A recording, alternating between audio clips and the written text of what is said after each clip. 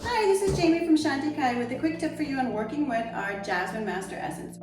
So our Jasmine Master Essence can be a great essence for invoking harmony, inspiring unconditional love, bringing emotional balance, helping to soothe cravings if you tend to emotionally eat or have other unhealthy cravings. Because it is such a soft, nurturing essence, it invokes a sense of serenity, serendipity, and it can be also very good in your romantic or personal relationships for inspiring more love, harmony, and just understanding between partners. Use over your forehead, temples, throat, use of the skull, front and back of the heart, along your spine, the shoulder area or backs of knees and legs before going to bed, around the pillow, over your infants, newborns, children. It's a very soothing, sweet essence, and also can be really good for just inspiring creative energy. If you are, wanting to inspire your imagination, this can also be really good for working with nature energies. If you're someone that likes to garden or